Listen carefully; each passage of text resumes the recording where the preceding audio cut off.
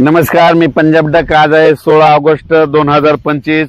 महाराष्ट्रातल्या शेतकऱ्यांसाठी एक आनंदाची बातमी देणार आहे, कारण की राज्यात इतका जोरदार पाऊस पडणार आहे। तर राज्यात पोळ्याला म्हणजे 22 तारखेला राज्यात सूर्यदर्शन होणार आहे, म्हणून हा अंदाज लक्षात यायचा। म्हणजे सांगायचं झालं तर 21 तारखेपासूनच राज्यात सूर्यदर्शन होणार आहे, म्हणून हा अंदाज लक्षात यायचा। राज्यातल्या सर्व शेतकऱ्याला सांगू इच्छितो की आज आहे 16 ऑगस्ट।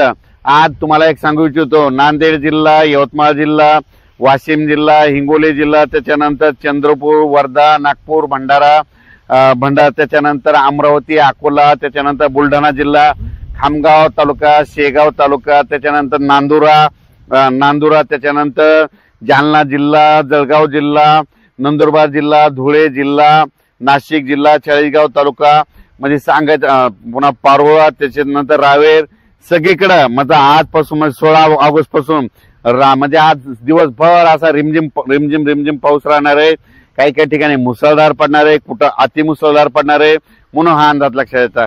सांगायचं झालं तर राज्यामध्ये आज 16, 17, 18, 19, 20 तारखेपर्यंत दररोज वेगवेगळ्या भागात अतिमुसळधार, कुठं मुसळधार असा पाऊस पडणार आहे, म्हणून हे अंदाज लक्षात यायचा। आणि राज्यातल्या सर्व शेतकऱ्याला सांगू इच्छितो की काय करायचं, 21 तारखेनंतर राज्यातला पावसाचा जोर ओसरणार आहे आणि पोळ्यापासून पाऊस कमी होणार आहे। आणि त्याच्यानंतर परत 26 तारखेच्या नंतर परत पुनरागमन पावसाचा होणार आहे, म्हणून 26 ऑगस्टला परत पाऊस येणार आहे, म्हणून हा अंदाज त्याच्यानंतरचा लक्षात येता। शेतकऱ्यासाठी आनंदाची बातमी, पोळ्याला सूर्यदर्शन होणार आहे, म्हणून खास करून आनंदाची बातमी म्हणजे 22, 23, 24, 25 तारखेपर्यंत 4-5 दिवस सूर्यदर्शन आहे। तितक्यामध्ये तुम्ही तुमच्या फवारण्या करून घ्या, खतं घालायचे खतं घालून घ्या, कारण की त्याच्यानंतर 26 तारखेच्या नंतर परत राज्यात पावसाचं वातावरण तयार होणार आहे, म्हणून हा अंदाज लक्षात यायचा।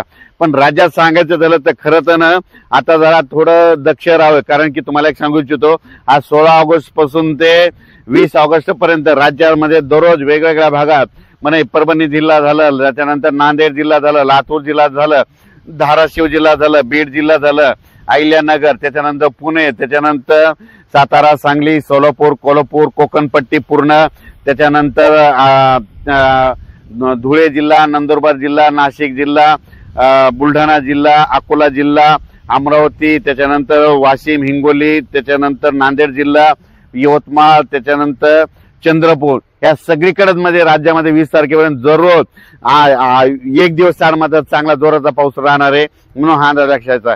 खास करून सगळ्यात अतिदक्षता म्हणून तुम्हाला एक सांगू इच्छितो की मुंबईकरांनी काय करायचं, 19 तारखे म्हणजे 18 तारखेपासून मुंबईकडे म्हणजे 18, 19, 20, 21 दरम्यान मुंबई नाशिककडे अतिमुसळधार काही ठिकाणी अतिवृष्टी होणार आहे, म्हणून मुंबई नाशिकच्या शेतकऱ्यांनी हा अंदाज लक्षात यायचा, जनतेने देखील अंदाज लक्षात यायचा।